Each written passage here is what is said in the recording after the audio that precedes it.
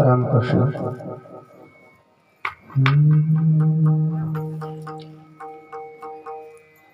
ओम नमो भगवते वासुदेवाय।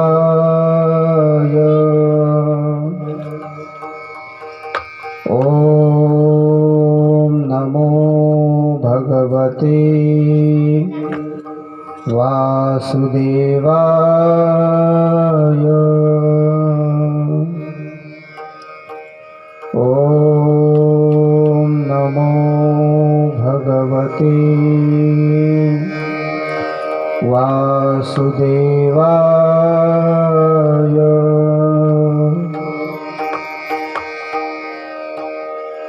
गजाननं भूतगणाधिसेवितं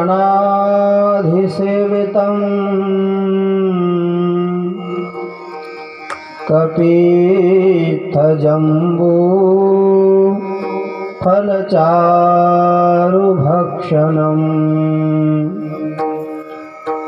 उमासुतं शोकविनाशकारकम्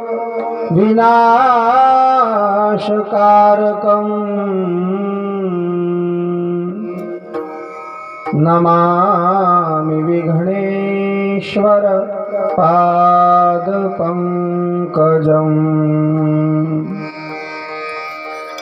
शरदेन्दुसमाकारे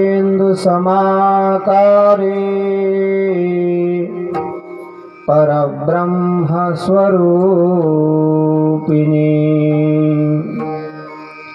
वासरापीठनिलये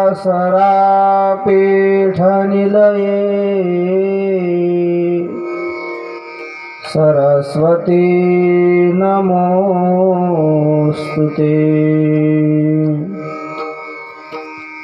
गुरुर्ब्रह्मा गुरुर्विष्णु गुरुर्देवो महेश्वरः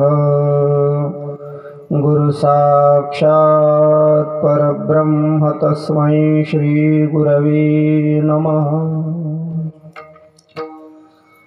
करारविन्देण पदारविन्दं मुखारविन्दे विनिवेशयन्तम् वटस्य पत्रस्य पुटेशयाणं बालं मुकुन्दं मनसा स्मरामि। सच्चिदानन्दरूपाय विश्वोत्पत्त्यादिहेतवे तापत्रयविनाशाय श्रीकृष्णाय वयं नमः। नारायणं नमस्कृत्यं नरं चैव नरोत्तमं देवीं सरस्वतीं व्यासं ततो जयमुदीरयेत्। नमामि सद्गुरुं शान्तं सच्चिदानन्दविग्रहं पूर्णब्रह्मपरानन्द मेषमानन्दिवल्लभम्। ॐ नमो भगवते वासुदेवाय।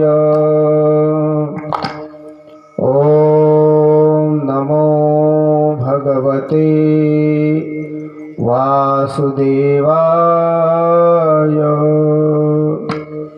ॐ नमो भगवते वासुदेवाय।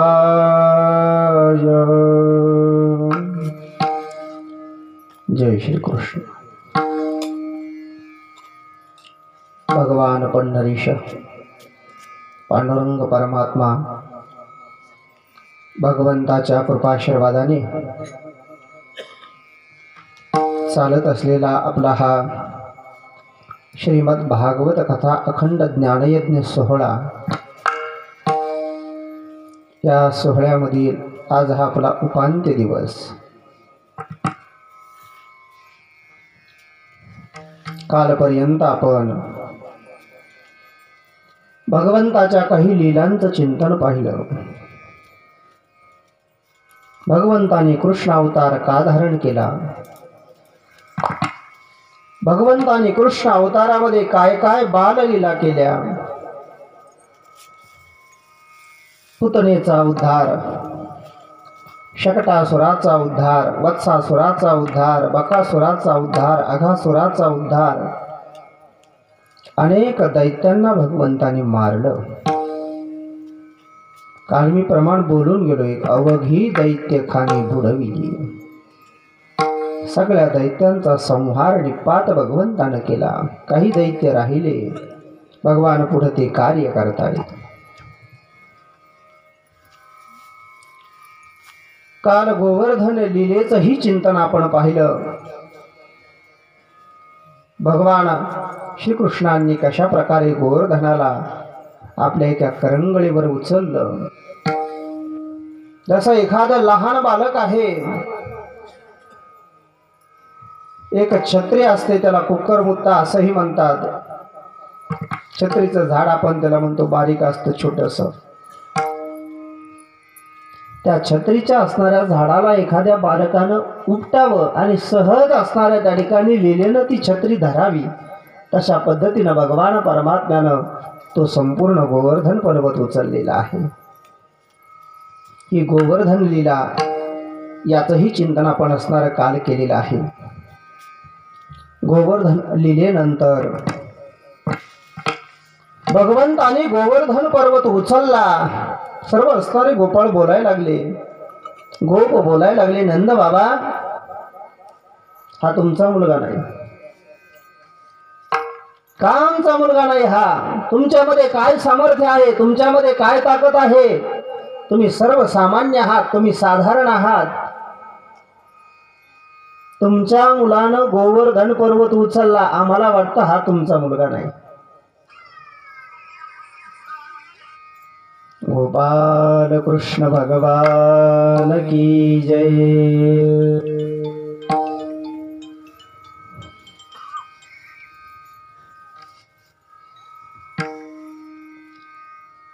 हा तुमचा मुलगा नाहीये. कशामुळे नाहीये? अजून काही कारण आहेत. यशोदा माता दिसायला गोऱ्या आहेत, तुम्ही दिसायला गोरे आहेत. हा भगवान परमात्मा काळा आहे. हा काळा कसा झाला? हा तुमचा मुलगा नाहीये. कृष्णा, तू असणारा यशोदेचा आणि नंद बाबाचा मुलगा नाहीस. गोप बोलायला लागलेले आहेत, गोपाळ बोलायला लागलेले आहेत. भगवान म्हणतात, मी काळा का झालो सांगू का? माझा जन्म रात्री 12च्या सुमारास झाला. यशोदा मैया झोपलेल्या होत्या, त्यांना माहीतच नाही माझा जन्म झाला. आणि जन्म झाला त्यावेळेस अंधार होता, दिवे सुद्धा नव्हते. आणि माझा जन्म झाल्याबरोबर अंधार असल्यामुळे त्या काळचा अंधार माझ्या अंगाला चिटकला, म्हणून मी काय झालो? काळा झालो. भगवंत कारण सांगतात, मी काळा का झालो. भगवान काळे का झाले? याचं असणारे अनेक काही कारण आहेत. भगवंत असणारे पुत्र नाहीयेत असं म्हणतात, पण भगवंताने पुन्हा योग मायेचा पडदा टाकला. मी तुमचा पुत्र आहे अशा पद्धतीची असणारी त्यांना त्या ठिकाणी धारणा योग मायेच्या द्वारे झाली. भगवान परमात्म्याचा अभिषेक केला. एक वेळेस एकादशीचा दिवस होता. नंद बाबा असणारे सकाळी सकाळी लवकर उठले. चला सकाळी सकाळी ब्रह्म मुहूर्तावर स्नान करू, स्नान करून असणाऱ्या भगवंताची आराधना करू. नंद बाबांनी ठरवलं. सकाळी सकाळी नंद बाबा उठले. रात्री 3च्या आत असणारं गंगेमध्ये वगैरे असणारं जलाशयामध्ये स्नान करण्याचा निषेध आहे. गोपाल कृष्ण भगवान. आंघोळ करायची नाही. का करायची नाही? ती आसुरी वेळ असते. त्यावेळेला जर का आपण स्नान केलं तर आपल्याला पाप लागतं, अपाय होण्याची शक्यता असते. त्यावेळेला गंगेमध्ये, सरोवरामध्ये, जलाशयामध्ये आंघोळ करू नये. नंद बाबा सकाळ झाली अशी भ्रांती झाली आणि त्या भ्रांतीनं नंद बाबा उठले आणि रात्री 1-2च्या सुमारास असणार यमुना मैयेच्या तळावर स्नाना करता गेले. संस्थेमध्ये कधी कधी अशी भ्रांती व्हायची. गोपाल कृष्ण भगवान. झोप लागायची, मध्यरात्री एकदमच चेव यायचा. असं 2-3 वेळेस झालं. मग लगे 1-1:30ला आंघोळ करून तयार. नंद बाबा स्नाना करता गेले. स्नाना करता यमुनेमध्ये उतरले. स्नान करताना वरुण राजाचे असणारे दूत होते, वरुण भगवंताचे दूत होते. नंद बाबांना धरला आणि धरून असणारा आपल्या महलामध्ये घेऊन गेले, वरुण लोकामध्ये घेऊन गेले. वरुण देवाच्या समोर उभं केलं. नंद बाबा बुडाले, नंद बाबा नाही ही बातमी कळाली. भगवंत वरुण लोकामध्ये गेले. त्या ठिकाणी जाऊन वरुण भगवंताचा असणारा आदर सत्कार घेऊन नंद बाबा असणारे पुन्हा परत आलेले आहेत. पुढे भगवान परमात्मा प्रत्येक गवळणीला भगवंतापासून आपल्याला असणारा आनंद प्राप्त व्हावा अशा प्रकारची इच्छा होते. आणि त्या इच्छेच्या निमित्तानं भगवान परमात्मा रासलीलेची तयारी करू लागलेली आहे. प्रत्येक गोपीला भगवंतांना मूर्छा आली की सांगायचं, रासलीलेच्या वेळेस तुझी असणारी इच्छा पूर्ण करू. सर्व असणाऱ्या गोपींना सांगितलं. गोपींनाही असणारा आनंद वाटायचा.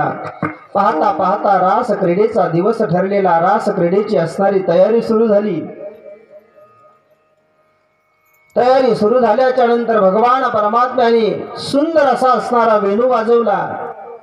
वेणू वाजवल्याबरोबर एक गवळण दुसऱ्या गवळणीला म्हणते, अगं त्या वृंदावनामध्ये वेणू कोणाचा वाजतोय असा प्रश्न ती गवळण करते. वृंदावनी वेणू गवनाचा मायवाजे, वृंदावनी वेणू गवनाचा मायवाजे.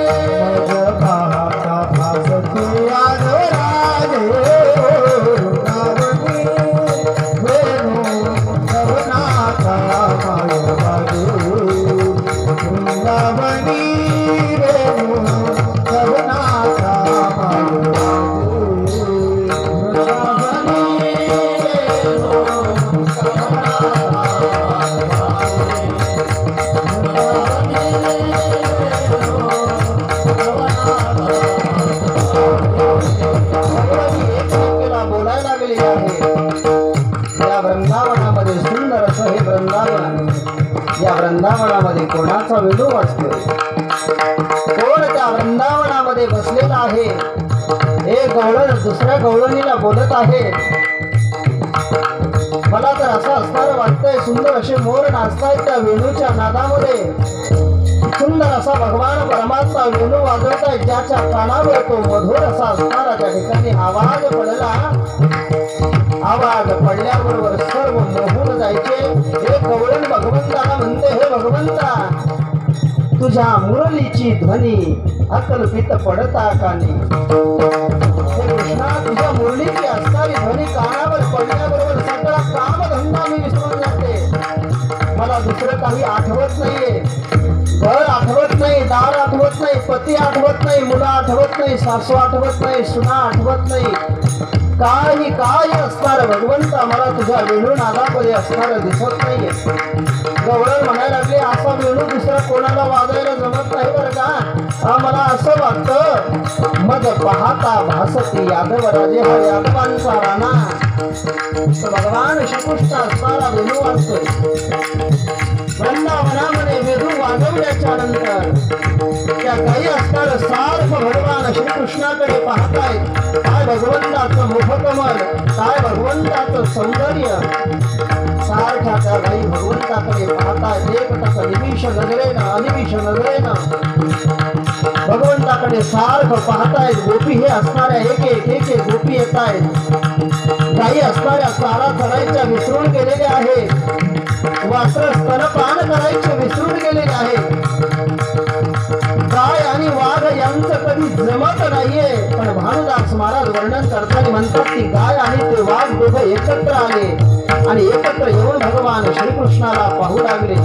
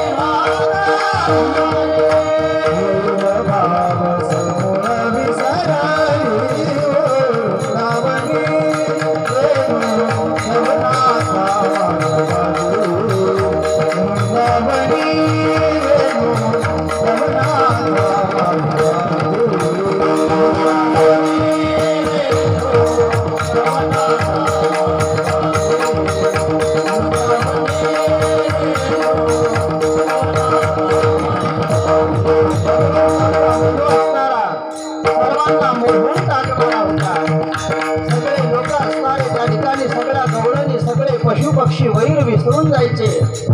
हातामध्ये जो कामधंदा आहे त्या गवळणी संपूर्ण कामधंदा असणाऱ्या विसरून जायच्या. कानावर वेणूचा ध्वनी आवाज मुरलीचा पडल्याबरोबर सगळे काम सोडून गवळणी पळताय भगवंताकडे. वेणूच्या आवाजाच्या दिशेने येत आहेत. सगळ्या गवळणी भगवंताकडे येत आहेत. भगवंताला पाहतायत. भगवंत सुंदर असं असणार कसे वेणू वाजवतात. संत वाङ्मय वर्णन करत. देहुडा चरणी वाजवितो वेणू गोपिका रमणी स्वामी माझा. भगवान परमात्मा झाडाला टेकून देऊन उभा आहे. झाडावर भगवंतांनी भार दिलाय.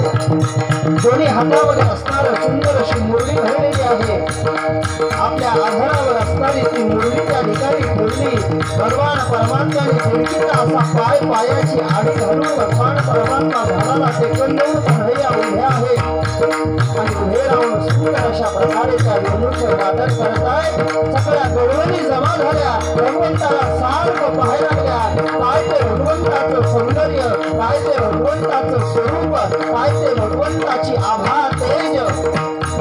सुंदर भगवान दिसताय. दुर्गावर्ण डोळे, माथा बाबर झुटी, मयूर पुच्छ वेश शोभत असे.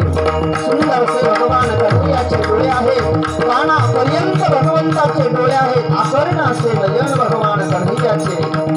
सुंदर असा असणारा माथ्यावर त्या ठिकाणी मुट्टू बांधलेला आहे. सुंदर असा चंबू बांधलेला आहे. भगवान परमात्मा त्या आपल्या मस्तकावर मोराचं पंख भगवंताने ठेवलं. का मोराच्या ठिकाणी असणार त्या ठिकाणी काम निवडते.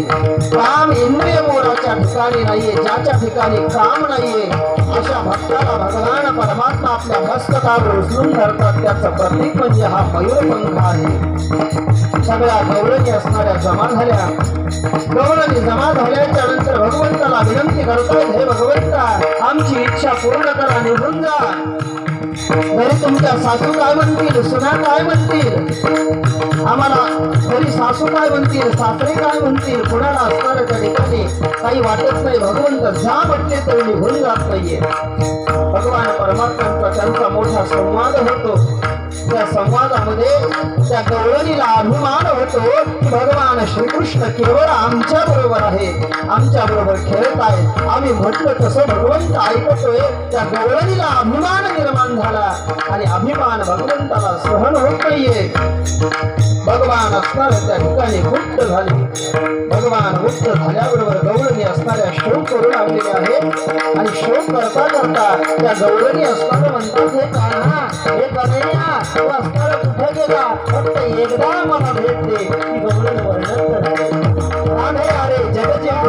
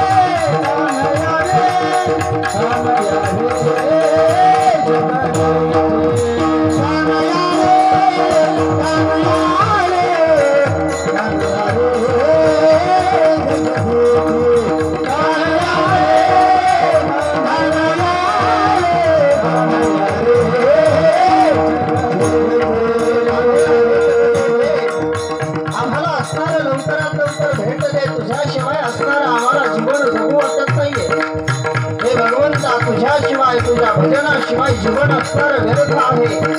हरी मीन जन्म तो नरक यमाचा पाहुणा प्राणी होय माऊली वर्णन करतात. भगवंताशिवाय जो वर्ण व त्या ठिकाणी जन्म आहे तो एक प्रकारचा नरक आहे.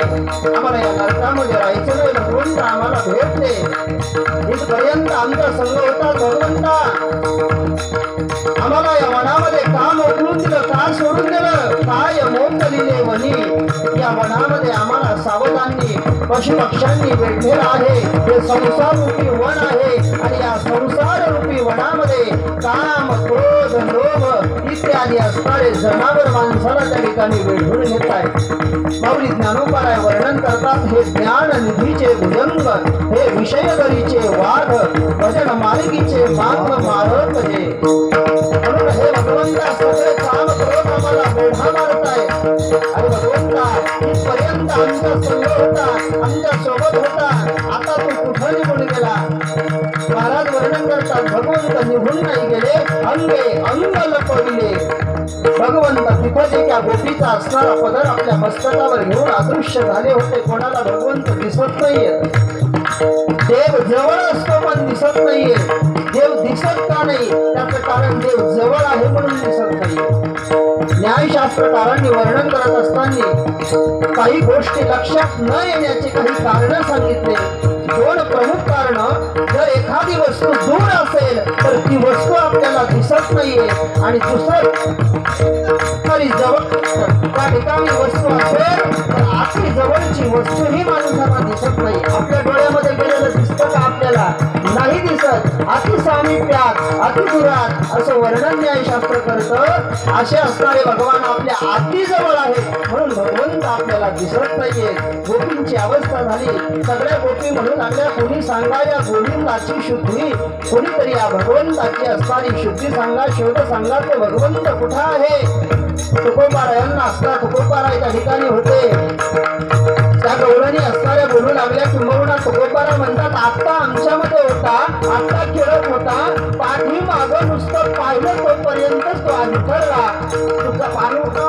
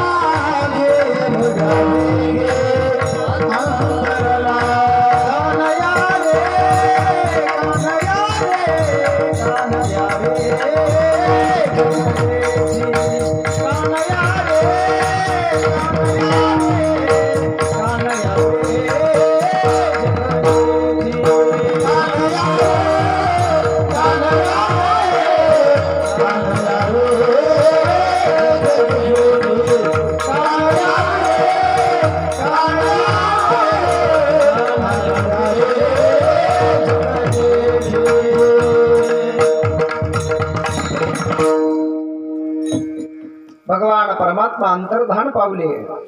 भगवंत दिसत नाहीये. प्रत्येक गवळण बेचैन झाली. काय करावं? भगवंताच्या लीलाचं गुणगान करतायत. एक गवळण पुतना झाली, दुसरी गवळण असणार भगवान श्रीकृष्णाचं रूप घेतलं. त्या पुतणीला भगवंतानं कसं मारलं ती गवळण असणार करून दाखवते. एक गवळण असणार गाड्यासारखं उभा राहिली. त्या शक्तासुराला भगवंताने कसं मारलं त्या लीलेचं असणार त्या ठिकाणी चित्रीकरण करून दाखवतात. लीला प्रत्यक्षामध्ये करून दाखवतात. भगवंताच्या विरहामध्ये विरहातूर असणाऱ्या त्या गवळणी झाल्या. गवळणी रडताय, सारखा असणार डोळ्यामधून पाणी येतंय. तेवढ्यामध्ये त्या गवळणी बोलता बोलता म्हणायला लागल्या, अगं आपल्यामध्ये राधिका दिसत नाहीये, राधा राणी दिसत नाहीये. राधा राणीला घेऊन भगवंत गेले. सगळ्या असणाऱ्या पावलाचा माग काढत काढत असणाऱ्या गेल्या. पाहतायत तर एके ठिकाणी राधा राणीही भेटल्या.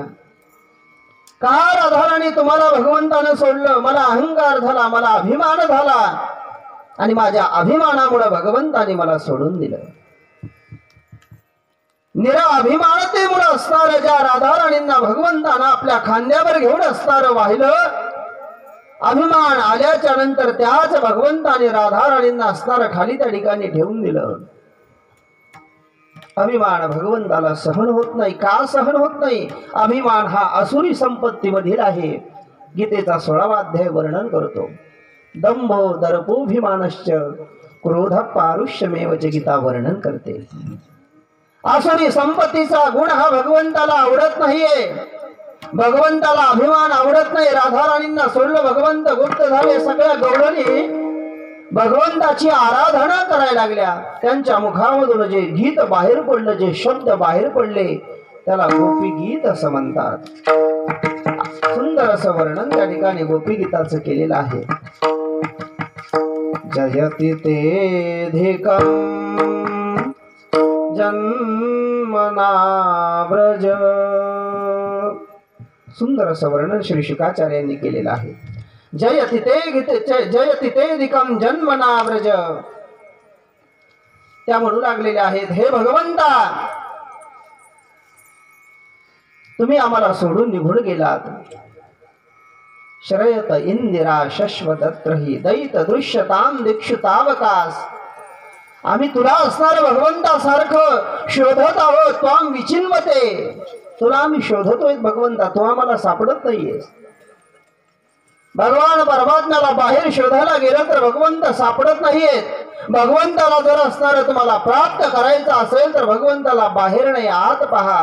भगवंत आत आहेत. भगवंताला बाहेर किती पाहिलं म्हणजे असणार त्या ठिकाणी भगवान परमात्मा तुम्हाला दिसतील. भगवान परमात्मा तुला सापडतील. तुम्हाला सगळ्या गौराणी सापडतात, भगवान परमात्मा सापडत नाहीयेत. गोपी गीताच्या स्वरूपामध्ये असणार भगवंताची प्रार्थना केली आणि त्या ठिकाणी असणार भगवान परमात्मा प्रगट झाले. गोपाल कृष्ण भगवान. सगळ्या गोपींच्या समोर असणार भगवंत प्रगट झाल्याबरोबर गोपिकांना आनंद झाला. आनंदाने असणाऱ्या सगळ्या गोपिकांनी फेर धरला. एक एक असणाऱ्या गोपीच्या सोबत भगवान परमात्म्यांनी एक एक रूप धारण केलं आणि रूप धारण करून भगवान परमात्मा रास क्रीडा करायला लागले, रास लीला करायला लागलेले. शरद पौर्णिमेची रात्र आहे. त्या रात्री असणार भगवंत रास क्रीडा करतायत. कबीर महाराजांना एक जण म्हणायला लागला, कबीर महाराज काय तुमची भक्ती आहे? त्यावेळेस कबीर महाराजांनी उत्तर दिलं, कबीर कबीर क्या कहे जाव जमुना की तीर. काय माझी भक्ती म्हणताय? का माझ्या भक्तीचं मोठेपणा गाताय? जरा यमुनेच्या तीरावर जा. एक एक गोपीन के संग बह गये कोट कबीर. एका एका असणाऱ्या गोपिकाच्या प्रेमामध्ये कोटीच्या कोटी असणारे कबीर सामावतील एवढं मोठं प्रेम या गोपिकांचं आहे. ज्या नारद महर्षींना भक्तीचे आचार्य असं आपण सर्वजण म्हणतो, त्या नारद महर्षींनी आपल्या नारद भक्ती सूत्रामध्ये वर्णन करत असताना त्या गोपिकांचं नाव घ्यावं. भक्ती कोणासारखी असावी? नारदासारख्या भक्तीच्या आचार्यांनी म्हणावं, यथाव्रज गोपिकानाम. त्या गोपिकांसारखी भक्ती असावी. भगवान परमात्मा असणार त्या गोपिका करता प्रगट झाले. सुंदर अशी असणारी रासलीला भगवंतानं केली. ती रासलीला 6 महिने चालली. 6 महिने रासलीला चालली. योग मायेच्या द्वारे असणार योग मायेचे 2-3 कार्य त्या ठिकाणी सांगितलेले आहे. एक कार्य, ज्या गोपिका रासलीलेला आल्या होत्या त्यांच्या घरच्यांना मेळ लागला नाही का? मग आपल्या सुना कुठं गेल्या, कोणी सापडायला आलं नाही का? योग मायेनं आपला प्रभाव दाखवला आणि तशाच गोपिका ज्या त्या घरी असणाऱ्या त्या ठिकाणी स्वरूप प्रगट झाले. योगमायेनं दुसरा प्रभाव दाखवला. 6 महिन्याची रात्र योगमायेनं केली आणि 6 महिन्याची रात्र केली तरी असणाऱ्या त्या ठिकाणी त्या गोपिका म्हणायला लागल्या, आत्ताच असणारा आपण रासक्रीडा करू लागलो. पाहता पाहता लगेच रासक्रीडा असणारी उरकली. काही काही असणाऱ्या गोपिका ब्रह्मदेवाला शिव्या द्यायला लागल्या. ब्रह्मदेव मूर्ख आहे, ब्रह्मदेवाला कळत नाहीये. भगवंताच्या दर्शनाकरता या आनंदाचा असणारा आभास त्या ठिकाणी होण्याकरता आम्ही या ठिकाणी आलो. पण या ब्रह्मदेवाने एक मोठी चूक केली. आम्हाला पापणे उगस दिल्या म्हटले. का? कारण की आपली पापणी डोळ्यावर पडते. पापणी डोळ्यावर पडली तरी असणार युगासारखा असणारा त्या ठिकाणी वेळ त्या गोपिकांना जायचा. भगवंताचं दर्शन करत असताना त्या गोपिकांना एक पापणी असणारी रपकणं तेवढं सुद्धा असणार विरह सहन होत नव्हता. एवढं भगवंतावर प्रेम. त्या गोपिकांच्या प्रेमामुळे भगवान परमात्मा त्यांच्यावर प्रसन्न. त्या ठिकाणी भगवान शंकरालाही वाटलं रासलीला करावी, आपणही जावं, रासलीलेचा आनंद घ्यावा. भगवान शंकर आले. हातामध्ये त्रिशूळ आहे, भस्म उटी रुंड माळा, हाती त्रिशूळ नेत्री ज्वाळा, गज चर्म व्याघ्रांबर कंठी शोभे वासुकी हार. हे सगळं असणारं साहित्य असं सोबत घेतलं. भगवान शंकर थाटामाटामध्ये आपल्या नंदीवर बसून आले. चला आम्हाला ही रासलीलेमध्ये भाग घ्यायचा आहे. दारावर असणारे गवळण राखण होती बोलायला लागली, तुम्हाला प्रवेश नाही, आतमध्ये असणारा एकच पुरुष आहे, तो भगवान परमात्मा आहे, पुन्हा दुसरा पुरुष कोणी नाही. तुम्हाला जर या लीलेचा आनंद घ्यायचा असेल तर तुम्ही असणार स्त्री रूप धारण करा. आणि त्यावेळेस भगवंतांनी त्या ठिकाणी भगवान शंकरांनी गोपी रूप धारण केलं आणि रासलीलेचा आनंद घेतला. त्याला गोपेश्वर महादेव असं म्हणतात. गोपाल कृष्ण भगवान. रासलीलेचा सर्वांनी आनंद घेतला. रासलीला ही असणारी त्या ठिकाणी झाली. कधीतरी या रास पंचाध्यायीचं चिंतनही आपण कधीतरी करू. रासलीला असणारी सुंदर प्रकारे पार पडली. रासलीला झाल्याच्या नंतर एक दिवस शिवरात्रीचा दिवस होता. अंबिका नावाचं वन होतं. त्या अंबिका नावाच्या वनामध्ये नंद राजा गोपाळांना घेऊन भगवान शंकराच्या दर्शन करता निघाले. शिवरात्र आहे, पर्वकाळ आहे. त्या पर्व काळामध्ये जायला पाहिजे, भगवंताचं दर्शन घ्यायला पाहिजे या विचारानं सगळ्या गोपांना गवळणींना घेऊन असणाऱ्या आपले छकडे गाड्या असणाऱ्या घेतल्या. नंद बाबा त्या अंबिका वनामध्ये भगवान शंकराच्या दर्शना करता आले. शिवरात्र हे मोठा पर्व काळ आहे. शिवरात्रीला 4 प्रहरामध्ये जागण्याचं महत्व आहे. 4 प्रहरामध्ये 4 असणाऱ्या वेगवेगळ्या असणाऱ्या पदार्थांनी भगवंताला स्नान घातल्या जातं. पहिला जो प्रहर आहे शास्त्र वर्णन करतं, पहिल्या प्रहरामध्ये भगवान शंकरांना दुधानं अंघोळ घालावी. दुसऱ्या प्रहरामध्ये भगवान शंकरांना दह्यानं अभिषेक घालावा. तिसऱ्या प्रहरामध्ये भगवान शंकरांना तुपानं अभिषेक घालावा. चौथ्या प्रहरामध्ये भगवान शंकरांना मधाने अभिषेक घालावा. शास्त्र वर्णन करतं 4 प्रहरात 4 पदार्थानं भगवान शंकरांना शिवरात्रीच्या दिवशी अंघोळ घालावी. स्नान असणाऱ्या त्या ठिकाणी घालावा, अभिषेक करावा. नमस्ते रुद्रमण्यवतोतै खवे नमः.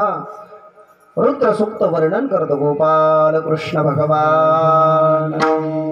भगवान शंकरांना असणार त्या ठिकाणी महाराज स्नान वगैरे घातलं. सगळ्यांना आनंद वाटला. त्या आनंदाच्या भरामध्ये असणार सगळेजण दिवसभर थकले. आनंद घेऊन थकल्याच्या नंतर चिंतन करत करत सरस्वती नदीचं तीर होतं. त्या तीरावर सगळे असणारे झोपले. आणि सगळे झोपल्याच्या नंतर रात्री एक अजगर आला. त्याला अजगर का म्हणायचं? अज शब्दाचा अर्थ होतो बोकड वा शेळी आणि गर शब्दाचा अर्थ होतो गिळून घेणे. जो एका शेळीला वा एका असणाऱ्या बोकड्याला गिळून घेण्याची ताकद ठेवतो त्याला अजगर असं म्हणायचं. गोपाल कृष्ण भगवान. त्या अजगरानं नंद बाबांना असणारे गिळायला सुरुवात केली. भगवान परमात्मा असणारे पाहताय, सर्वजण असणारे धावाधाव करतायत. कोणी काठ्या मारताय, कोणी कोलीत घेऊन धावतंय. तरीही असणारे तो अजगर नंद बाबाला सोडायला तयार नाहीये. भरपूर प्रयत्न केले, सोडत नाही. भगवान श्रीकृष्ण समोर आले. भगवान श्रीकृष्णांनी पाय लावला. पाय लावल्याबरोबर त्याचा उद्धार झाला.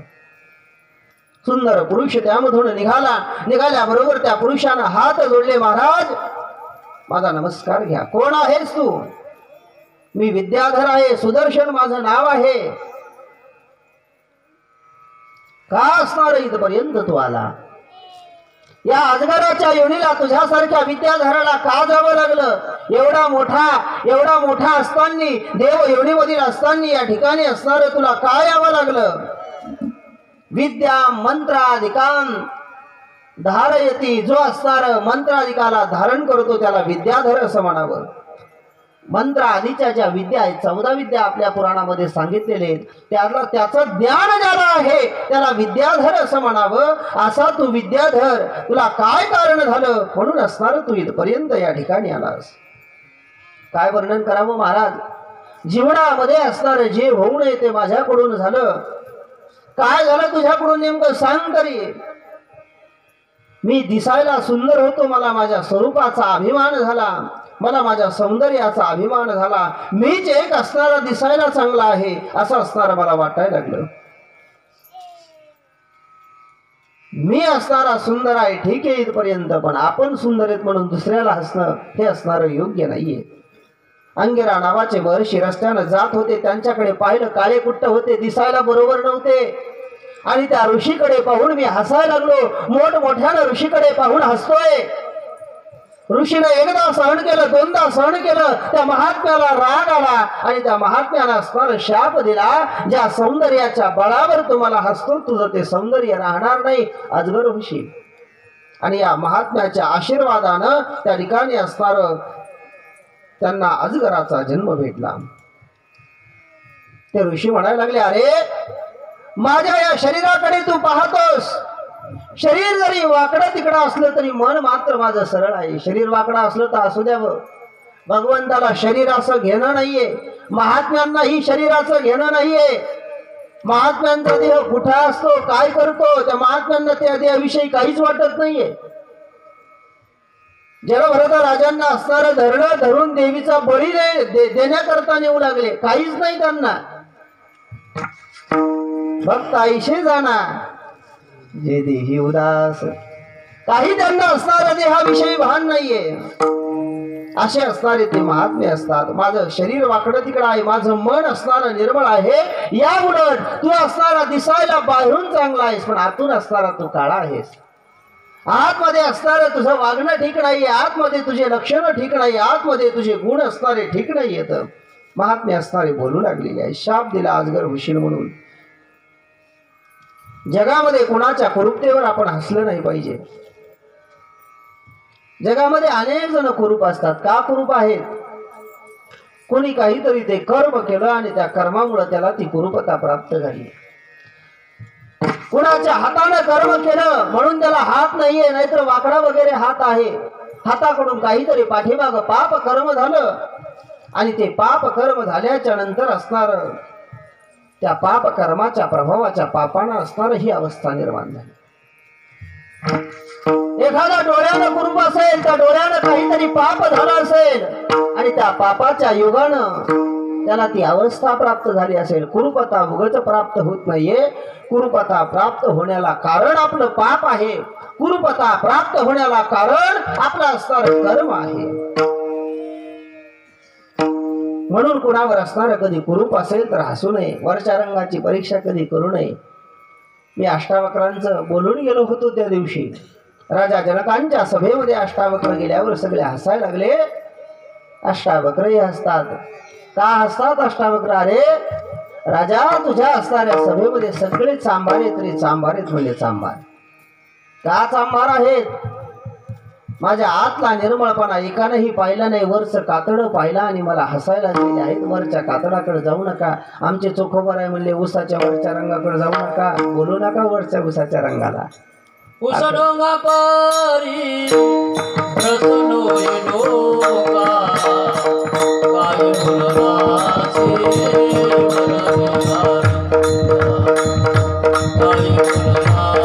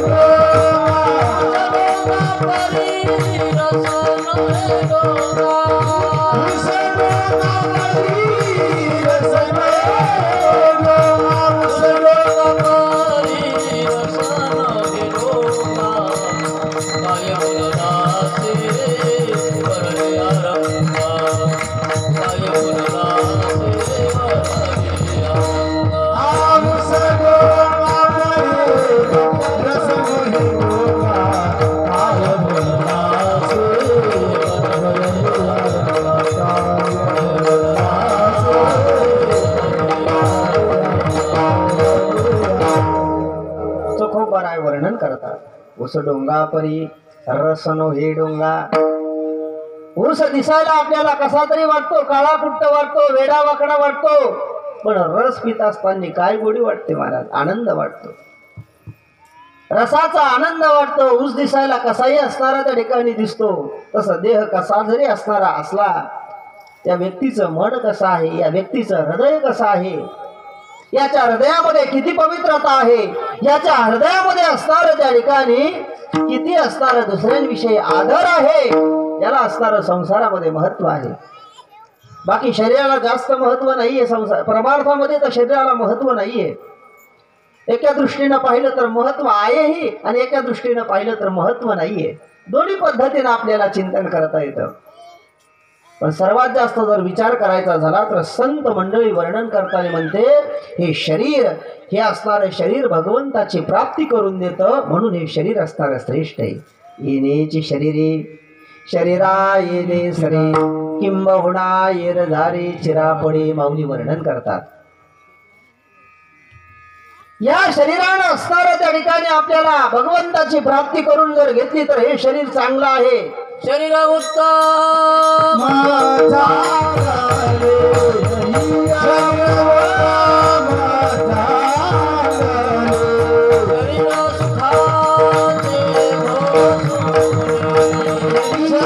सुखाचे शरीर साथे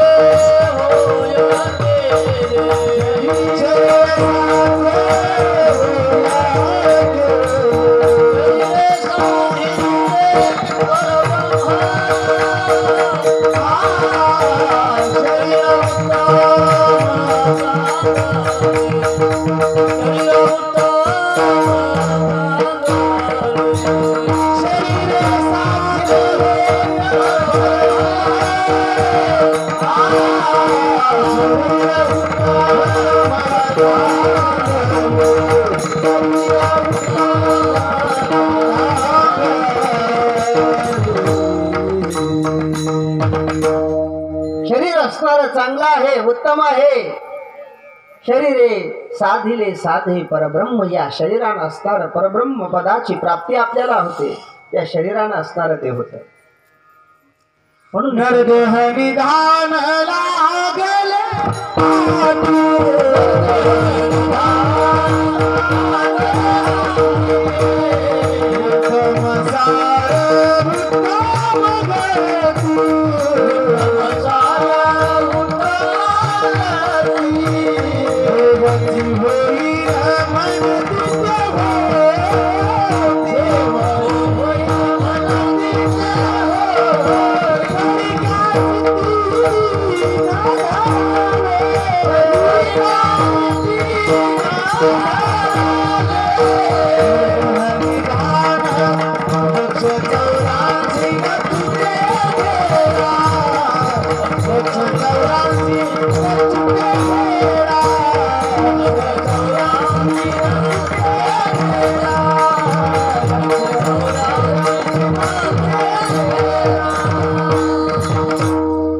नरदेह निधान लागले हाती.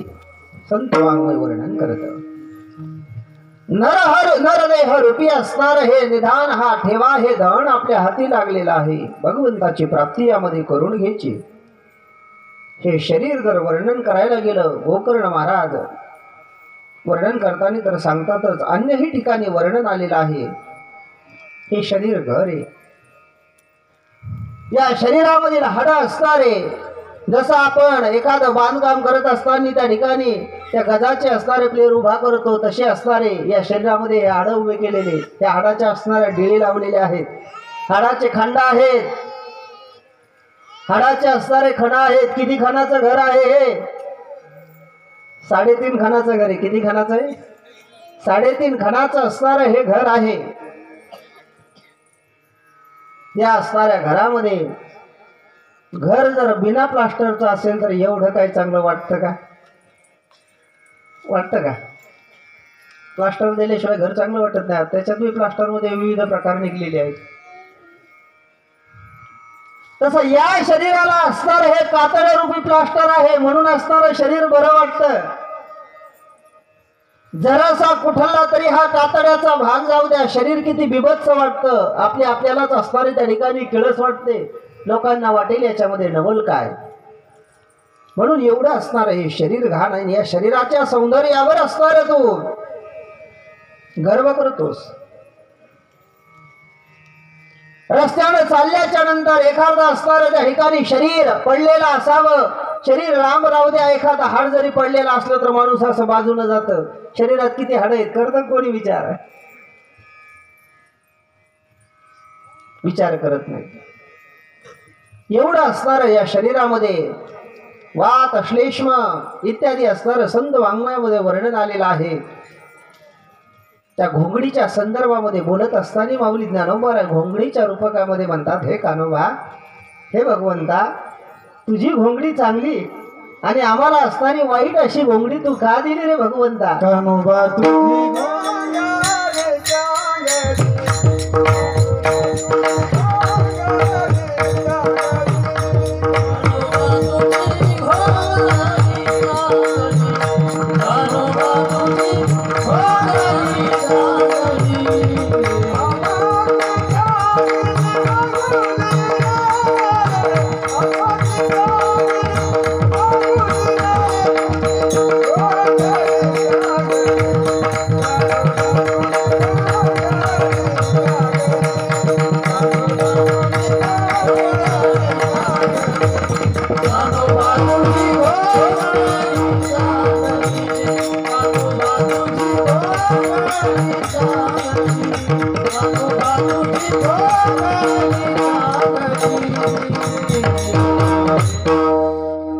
आमची असणारी जी घोंगडी आहे, रक्त आहे, दुर्गंधी आहे, रेत आहे,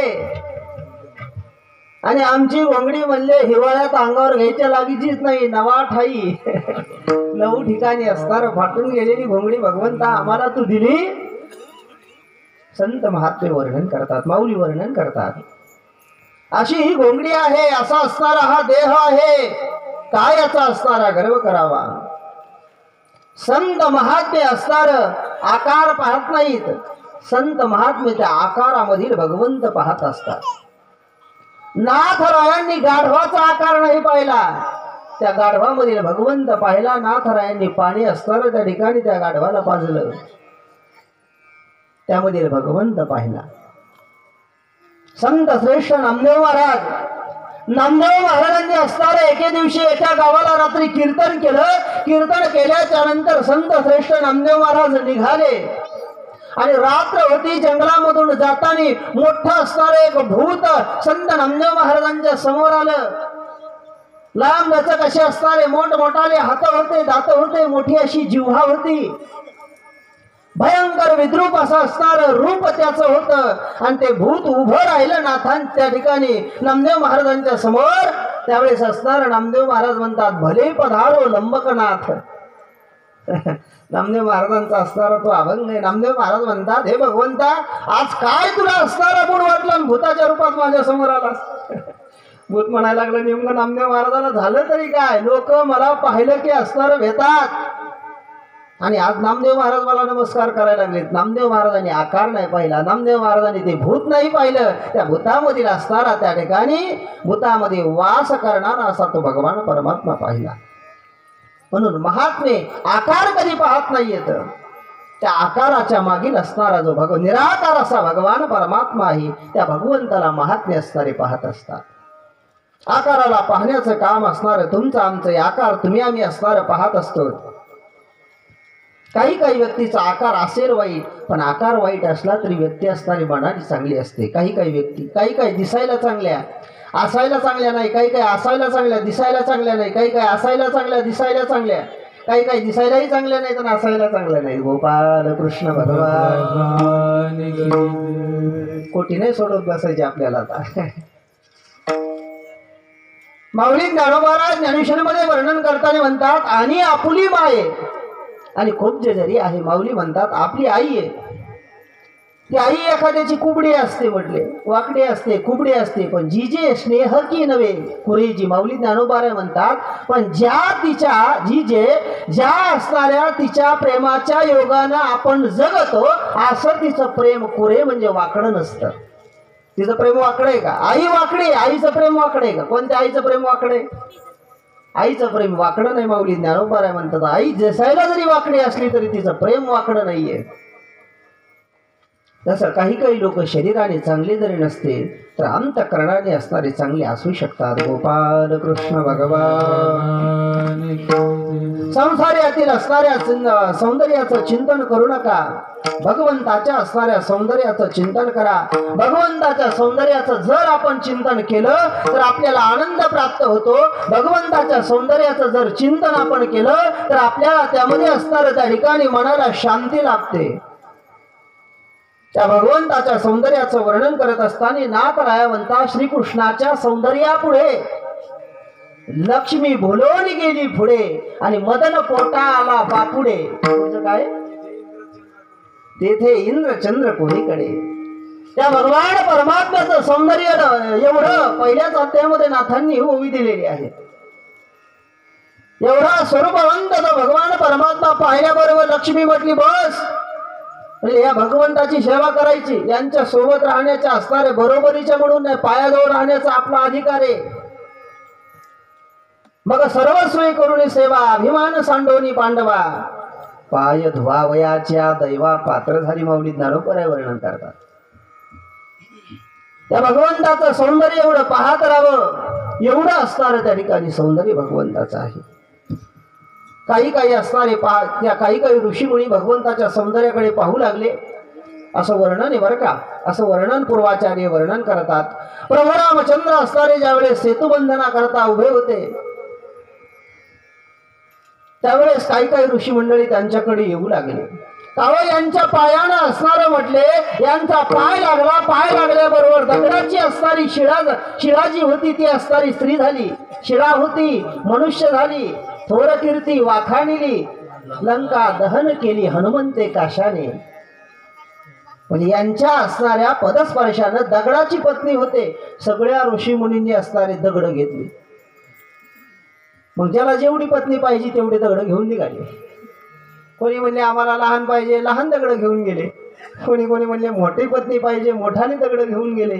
ऋषी मुनी असणारे दगड घेऊन गेल्याच्या नंतर आम्हाला असणारं पत्नी करायची, भगवंताच्या जवळ गेले, भगवंताच्या समोर उभे राहिले. पण त्या भगवंताचं ते स्वरूप पाहिलं, नीलांबुज श्यामल कोमलांगम सीता समारूपित वाम भागम पानो महासायक चारु चापम नमामि रामम रघुवंशनाथम.